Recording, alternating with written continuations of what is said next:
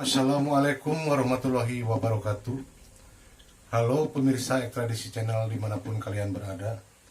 Semoga kalian semua selalu diberikan kesehatan, murah rezeki dan juga panjang umur. Amin ya rabbal alamin.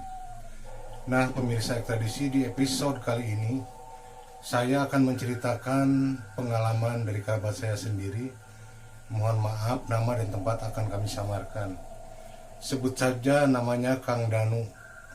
Karena himpitan ekonomi, Kang Danu rela murtad melakukan pesugihan. Seperti apa ceritanya? Tonton terus di Ekstradisi Misteri.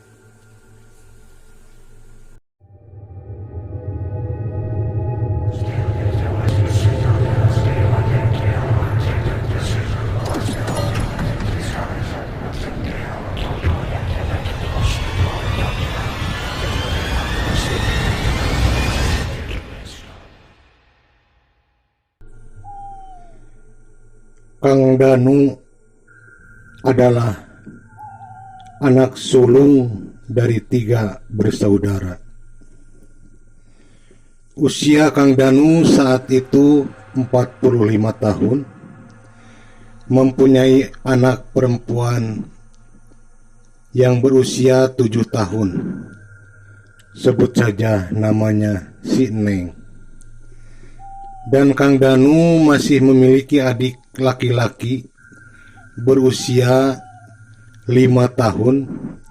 Sebut saja namanya si Ujang. Kang Danu dan istrinya sangat menyayangi si Neng dan juga si Ujang. Bahkan Kang Danu dan istrinya sudah menganggap si Ujang adalah anaknya sendiri. Makanya setiap hari atau setiap malam si Ujang dirawat sama Kang Danu dan istrinya juga si Neng. Kalau ada rejeki, kadang Kang Danu membelikan mainan atau makanan buat si Ujang dan juga si Neng. Pemirsa, pada suatu hari si Neng dan si Ujang sedang bermain di halaman rumahnya. Tiba-tiba ada seorang pedagang mainan anak-anak yang berhenti di rumah tetangga. Otomatis anak-anak pun mengerubuni si penjual pedagang mainan itu, termasuk si Neng dan juga si Ujang. Selang beberapa saat, si Neng dan si Ujang merengek dan menangis minta dibelikan mainan yang sudah mereka pegang. Waktu itu Kang Danu dan istrinya sangat bingung, karena memang saat itu Kang Danu sedang tidak mempunyai uang lebih.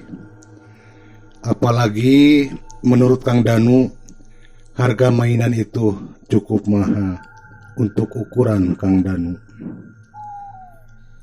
Kang Danu sangat bingung, karena kalau uang itu dibelikan mainan, otomatis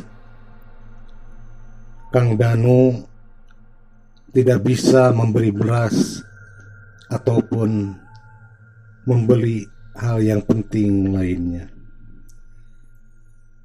Seketika itu juga istrinya Kang Danu mengambil mainan yang dipegang sama si Ujang dan juga si Neng, lalu dikembalikan ke pedagangnya. Si Ujang dan si Neng menjerit-jerit, menangis karena ingin mainan tersebut. Nah, setelah itu lalu datanglah seorang tetangga yang membawa mainan tadi.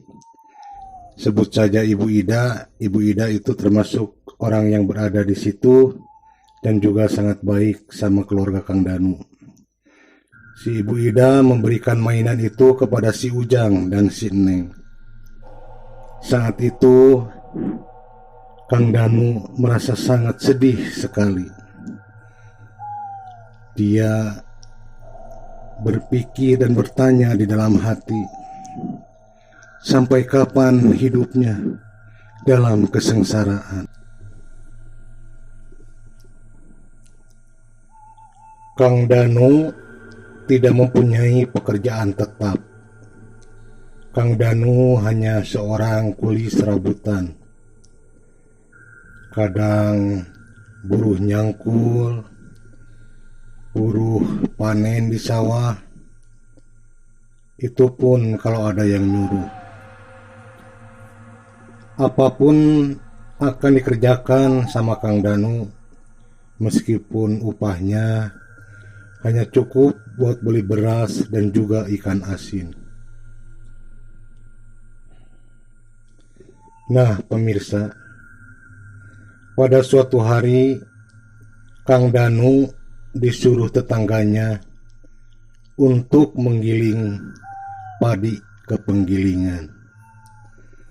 Kang Danu pun berangkat memikul sekarung padi sekitaran 50 kiloan lebih, dan Kang Danu pun berangkat. Sepulangnya Kang Danu dari penggilingan padi, pas di jalan raya, tiba-tiba Kang Danu dikejutkan oleh klakson mobil yang berhenti tepat di depan Kang Danu. Kang Danu pun merasa kaget, dan yang keluar dari mobil itu adalah Yanto, teman SD-nya dulu, yang cukup akrab dengan Kang Danu. Yanto adalah sahabat akrab Kang Danu, namun setelah sama-sama menikah, Yanto pun pergi dengan istrinya dan berusaha di Bandung. Akhirnya Kang Danu dan Yanto ngobrol panjang lebar, dan Kang Danu pun mengajak Yanto untuk mampir ke rumahnya. Sebenarnya Kang Danu sangat malu mengajak Yanto untuk ke rumahnya, tapi akhirnya Yanto pun ikut ke rumah Kang Danu. Sesampainya di rumah, mereka pun berbincang-bincang bersama istri dan juga anak-anaknya panjang lebar. Setelah bercerita banyak, Yanto menawarkan pekerjaan kepada Kang Danu di Bandung. Kebetulan saat itu Yanto sedang membangun kos-kosan di Bandung, dan Kang Danu pun menyetujui ajakan Yanto. Dan hari itu pula mereka pun siap untuk berangkat ke Bandung. Namun sebelum berangkat, Yanto menawarkan pinjaman uang kepada Kang Danu untuk bekal istrinya selama ditinggalkan Kang Danu kerja di Bandung. Singkat cerita, mereka pun pergi ke Bandung. Sesampainya di Bandung, Kang Danu bekerja sebagai tukang ngaduk pasir dan juga semen, kadang-kadang mengangkut batu bata dan lain-lain. Karena kebetulan Kang Danu tidak punya keahlian di bidang bangunan. Kang Danu bekerja dari pagi jam 7 sampai dengan jam 4 sore. Di sela-sela istirahat, Kang Danu sering dikunjungi Yanto, dan Yanto kadang membawa kopi ataupun rokok buat Kang Danu. Mereka selalu bercerita tentang masa lalu, tentang waktu bujangan, Dan Kang Danu sering curhat tentang kehidupannya yang sekarang. Namun Yanto selalu memberikan semangat kepada Kang Danu supaya tetap optimis dan selalu bersabar. Dan Kang Yanto selalu berpesan kepada Kang Danu, nanti kalau kamu pulang, saya akan kasih solusinya. Itulah yang selalu diucapkan Yanto kalau Kang Danu mengeluh tentang kehidupannya. 2 bulan sudah berlalu, kebetulan pembangunan kos-kosannya itu sudah selesai dan Kang Danu pun siap untuk pulang ke keluarganya. Setelah Kang Danu menerima upah dari kerja, Kang Yanto memberikan selembar kertas berisi alamat, diberikan kepada Kang Danu. Lalu Yanto berkata, kalau kamu mau, kamu datang saja ke alamat ini secepatnya. Kang Danu pun mengiyakan dan hari itu juga Kang Danu berangkat untuk pulang. 4 jam perjalanan, akhirnya Kang Danu pun nyampe ke rumahnya. Si Neng dan si Ujang sangat bahagia sekali dengan kedatangan Kang Danu. Mereka bercengkrama sambil melepaskan kerinduan. Kadang-kadang Kang Danu membelikan mainan buat si Neng dan juga si Ujang. Kadang membawa mereka ke pasar hanya untuk makan bakso atau apa dan lain sebagainya. Nah, singkat cerita pemirsa, pagi-pagi sekali Kang Danu siap-siap berangkat untuk mencari alamat yang Yanto berikan waktu di Bandung. Kang Danu pun berangkat menempuh perjalanan 5 jam ke daerah P. Lalu akhirnya Kang Danu menemukan alamat tersebut. Dan Kang Danu pun bertemu dengan seorang laki-laki berusia sekitar 60 tahun. Sebut saja Bah Aki. Dan ternyata Bah Aki itu adalah kuncen atau juru kunci pesugihan. Lalu Kang Danu menceritakan keluh kesah kehidupannya dan Bah Aki pun sudah mengerti dengan kedatangan Kang Danu saat itu. Singkat cerita, Bah Aki selalu berpesan kepada Kang Danu untuk memikirkan niat tersebut dengan matang. Karena yang akan dilakukan oleh Kang Danu bukan main-main, karena berurusan dengan nyawa. Dan Kang Danu pun menyetujui segala risiko yang akan Kang Danu hadapi. Singkat cerita, setelah maghrib, Bah Aki mempersiapkan segala kebutuhan ritualnya, semacam kemenyan, minyak-minyak, bunga-bunga setaman, dan pisang emas, dengan tujuan untuk dibawa ke tempat pesugihan tersebut. Dan jam 7, Bah Aki menyuruh Kang Danu untuk siap-siap berangkat. Lalu Bah Aki memberikan baju dan celana warna hitam untuk dipakai Kang Danu. Dan akhirnya mereka pun berangkat menuju ke tempat yang dituju, yaitu tempat pesugihan. Mereka pun berjalan menerobos kegelapan karena tidak satu pun alat penerangan yang mereka bawa. Bah Aki di depan dan Danu mengikutinya di belakang. Melewati sungai, lalu sampailah pada suatu tempat yang cukup angker menurut Kang Danu. Di situ ada gua. Di samping gua itu ada air terjun yang tidak terlalu besar. Bah Aki lalu duduk di atas batu yang bentuknya seperti meja besar, dan Kang Danu pun ikut duduk di samping Bah Aki.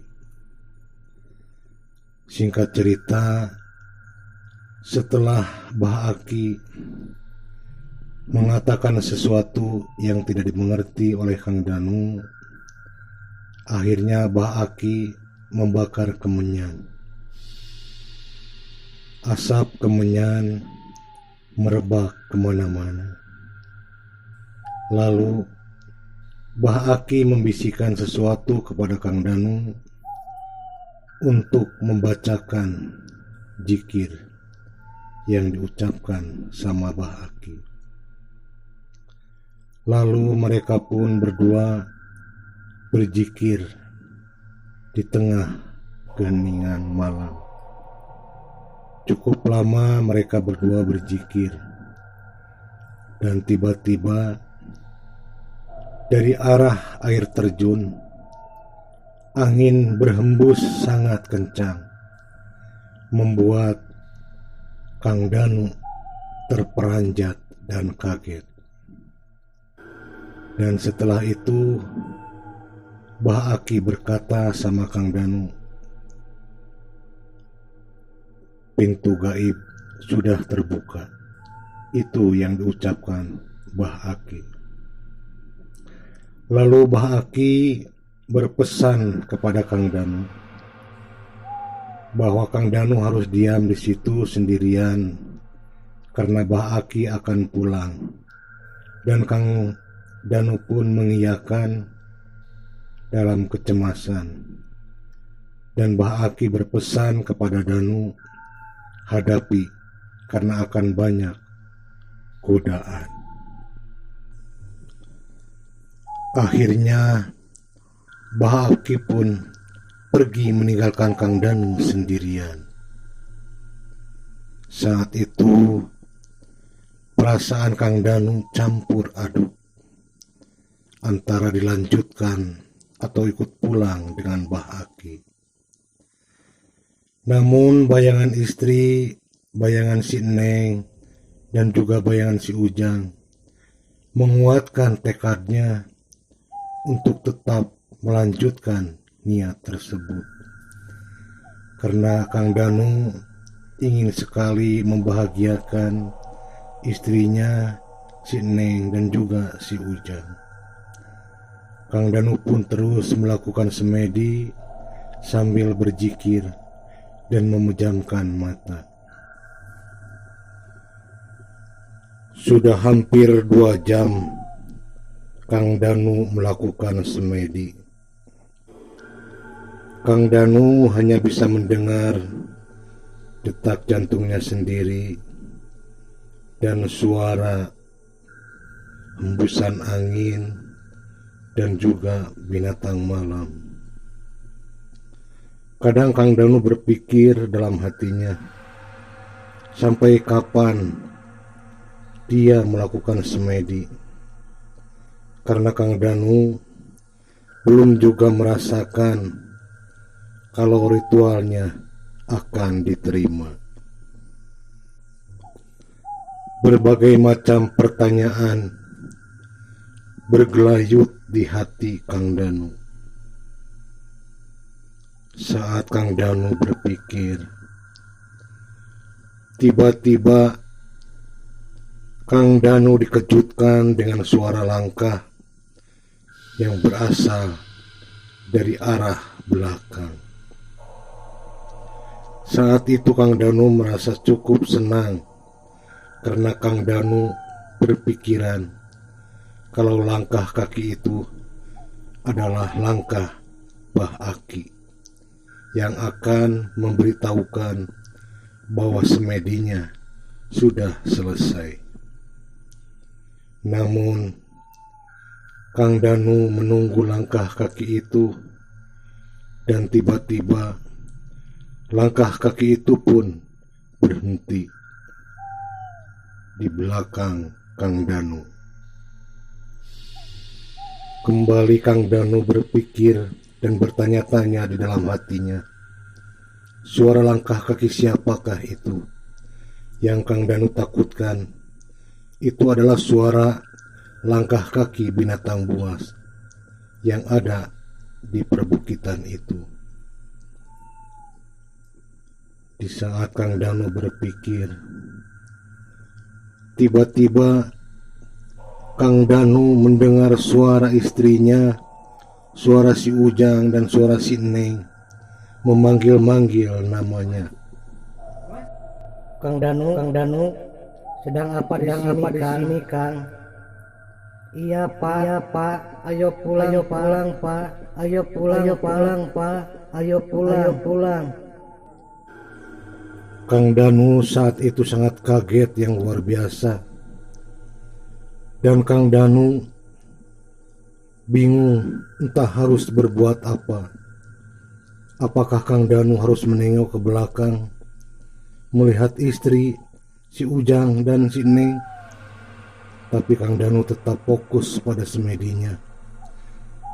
Kang Danu meyakinkan dirinya sendiri kalau suara itu bukan suara istrinya. Karena Kang Danu yakin tidak mungkin istrinya datang ke tempat itu. Karena Kang Danu sendiri waktu berangkat tidak memberitahukan sama istrinya kalau Kang Danu akan pesugihan. Kang Danu tetap fokus pada semedinya karena Kang Danu yakin ini adalah godaan.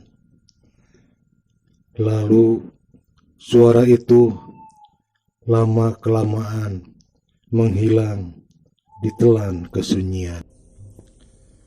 Selang beberapa saat, Kang Danu merasakan gempa yang cukup besar. Tubuh Kang Danu hampir terpental karena gempa yang sangat kencang.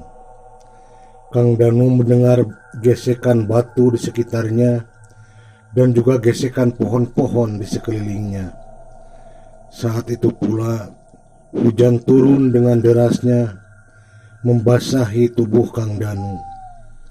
Hujan dibarengi dengan petir yang seolah-olah menyambar tubuh Kang Danu. Sekali-kali petir itu menyambar batu yang diduduki oleh Kang Danu. Namun Kang Danu tetap diam, tetap fokus pada semedinya. Lalu Kang Danu dari kejauhan mendengar suara orang-orang berlarian, berteriak-teriak, seolah-olah mencari tempat yang aman. Lalu di belakang Kang Danu ada yang menyerukan, "Kang, ayo turun Kang, jangan di situ Kang, ada longsor di atas Kang. Ayo turun Kang, ayo lari Kang." Itulah yang diserukan seseorang yang ada di belakang Kang Danu. Kang Danu saat itu merasakan bingung yang sangat luar biasa. Apakah Kang Danu harus menghentikan semedi itu atau terus berlangsung, sedangkan Kang Danu takut benar-benar longsor terjadi di sekitar situ. Namun saat Kang Danu akan membuka mata, Kang Danu menghirup aroma kemenyan dan merasakan aroma kemenyan di hadapannya. Nah, saat itu Kang Danu berpikir, kalau memang tadi ada hujan yang cukup besar, kenapa bakar kemenyan tidak padam? Saat itulah Kang Danu merasakan yakin juga bahwa itu juga godaan. Kang Danu pun kembali fokus pada semedinya. Dan tiba-tiba Kang Danu mendengar suara pintu besi yang dibuka. Dan saat itu pula Kang Danu merasakan ada cahaya yang cukup terang menyinari tubuhnya. Lalu Kang Danu berpikir, cahaya apakah ini? Namun Kang Danu tidak kuasa untuk membuka matanya dan melihat. Tiba-tiba di hadapannya ada seorang perempuan yang berkata,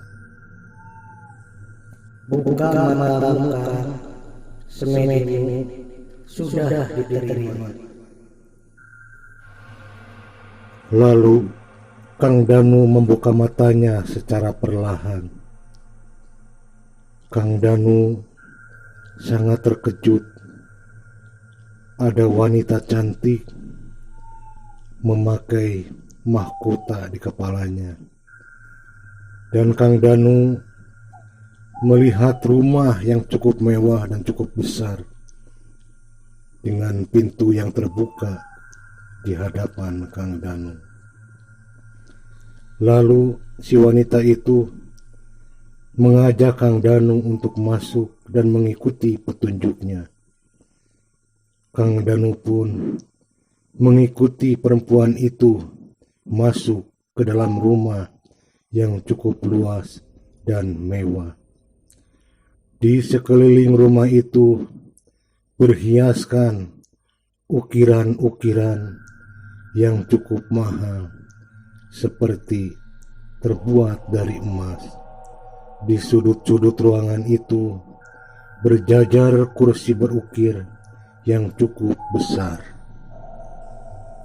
Kang Danu merasakan sangat takjub dengan seisi rumah yang Kang Danu lihat. Beberapa ruangan sudah Kang Danu lewati, tapi tak seorang pun yang Kang Danu temui di situ selain perempuan yang membawa Kang Danu masuk.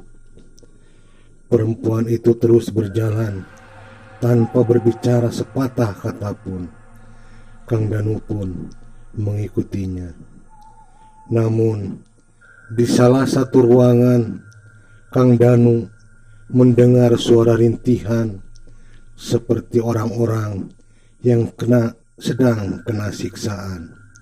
Lalu si perempuan itu mengisyaratkan supaya Kang Danu terus berjalan dan tidak mendengarkan suara-suara itu.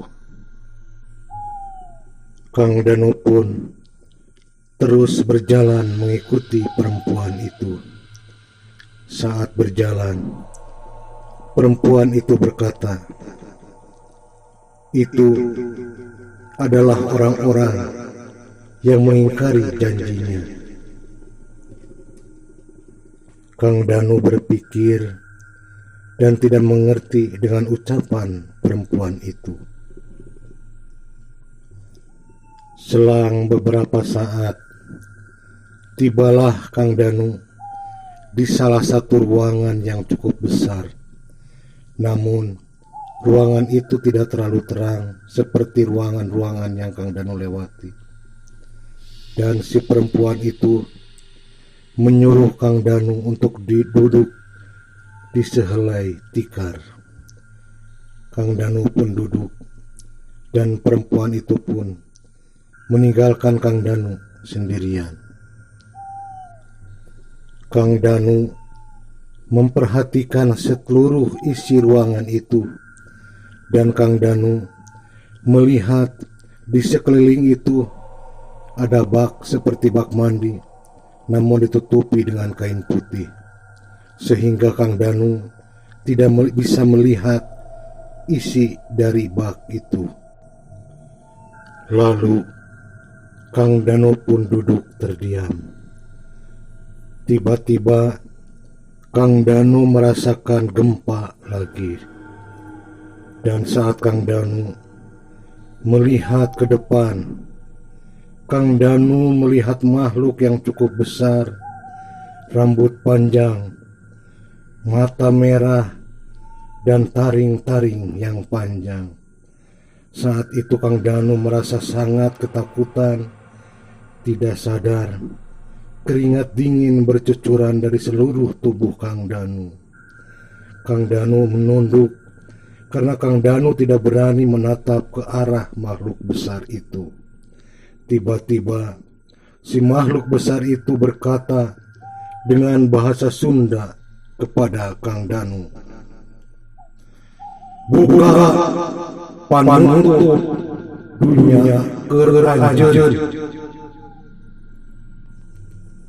Buka panutup dunia keranjen,"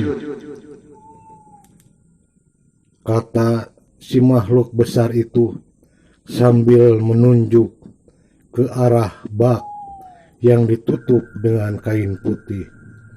Lalu Kang Danu pun berdiri dengan rasa takut yang sangat luar biasa.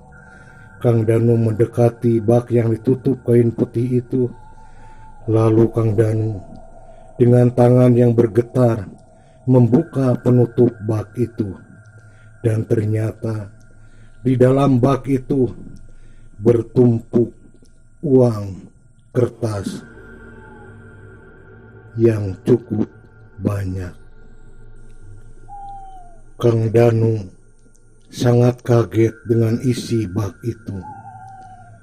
Entah berapa ratus triliun uang yang ada di dalam bak yang besar itu. Lalu si makhluk besar itu kembali berkata, "Dunia eta dibikeun kabeh ku kaula keur anjeun. Tapi anjeun kudu mere hiji syarat keur kaula." Dengan memberanikan diri, Kang Danu bertanya, "Naon syaratna?" Tiba-tiba perempuan tadi datang menghampiri Kang Danu dengan membawa 2 piring besar di tangannya. Dan Kang Danu melihat di piring itu adalah pepes ikan. Si perempuan itu meletakkan 2 pepes ikan itu di atas tikar. Lalu si perempuan itu menyuruh Kang Danu duduk, dan Kang Danu pun duduk menghadapi 2 pepes ikan itu. Kang Danu melihat isi pepes ikan mas itu, yang satu berwarna kuning dan yang satu berwarna hitam. Lalu si makhluk besar itu berkata, Sok, gerak pilih salah sahiji nu mana nu ek dahar ku anjeun. Lalu Kang Danu menunjuk salah satu pepes ikan yang berwarna hitam, karena kebetulan Kang Danu tidak terlalu suka dengan ikan mas warna kuning. Saat Kang Danu akan membuka bungkusan pepes ikan mas itu, tiba-tiba makhluk besar itu tertawa menggelegar dan suaranya sangat kencang sambil berkata, Sok, geradahar anjur. Saat Kang Danu akan menyentuh pepes ikan mas itu, tiba-tiba Kang Danu mendengar suara si Ujang. "Pak, jangan Pak, Jangan Pak, Ujang takut Pak. Jangan Pak, jangan. Kang Danu saat itu merasa kaget luar biasa mendengar jeritan si Ujang. Rintihan si Ujang seolah memelas dan meminta tolong kepada Kang Danu. Saat Kang Danu melihat ke arah pepesan itu, Kang Danu melihat bayangan si Ujang yang sedang meronta-ronta ketakutan. Lalu Kang Danu melihat ke arah makhluk besar itu. Kang Danu melihat si Ujang sedang dipegang oleh si makhluk besar itu. Kang Danu melihat si Ujang meronta-ronta ketakutan. Saat itu pula Kang Danu menyerukan lafaz-lafaz Allah, Allahu Akbar, Allahu Akbar, sambil membacakan istighfar sekencang-kencangnya. Kang Danu terus bertasbih, tidak henti-hentinya mengucapkan asma-asma Allah yang Kang Danu bisa. Saat itu Kang Danu pun pingsan, tidak ingat apa-apa lagi. Kang Danu pagi-pagi dibangunkan oleh Bah Aki, dan Kang Danu melihat sekelilingnya, semuanya sudah berubah menjadi gua yang pekat, gelap, dan rimbun dengan rumput-rumput. Lalu Kang Danu menceritakan semuanya kepada Bah Aki, dan Bah Aki pun mengerti dengan apa yang diucapkan Kang Danu. Akhirnya Kang Danu pun pulang bersama Bah Aki. Sesampainya di rumah Bah Aki, Kang Danu pun diberikan air yang sudah dijampi-jampi oleh Bah Aki. Lalu Kang Danu disuruh pulang oleh Bah Aki, dan selepas zuhur Kang Danu pun pamit untuk pulang ke rumahnya. Di dalam perjalanan Kang Danu berpikir tentang apa yang terjadi semalam. Kang Danu menangis, menyesali semua perbuatannya. Selama perjalanan Kang Danu terus mengingat-ingat kejadian semalam. Dan sesampainya di rumah, Kang Danu kaget dengan kerumunan banyak orang di rumahnya. Kang Danu berpikiran, Kang Danu menjerit, apakah ini ulah dari perbuatannya sendiri. Lalu Kang Danu mendekati rumahnya, dan seseorang berkata sama Kang Danu, kalau si Ujang tadi malam koma dan hampir meninggal dunia. Lalu Kang Danu memeluk tubuh si Ujang yang sedang terbaring lemas sambil menangis sekencang-kencangnya. Dalam hatinya, Kang Danu sangat akan menyesal apabila benar-benar si Ujang jadi tumbal pesugihan. Nah, itulah pengalaman nyata pemirsa yang dialami oleh Kang Danu. Dan alhamdulillah sekarang Kang Danu sudah punya pekerjaan tetap. Si Ujang dan juga si Neng sekarang sudah besar. Hikmah yang bisa diambil dari pengalaman nyata ini adalah pandai-pandailah bersyukur. Sekecil apapun rezeki yang kita dapat, kita harus mensyukurinya dengan ikhlas. Dan jangan terlalu berambisi dengan keduniawian, karena kebahagiaan yang sesungguhnya adalah nanti di akhirat. Sampai di sini dulu pemirsa. Selamat bertemu kembali di episode berikutnya. Wassalamualaikum warahmatullahi wabarakatuh.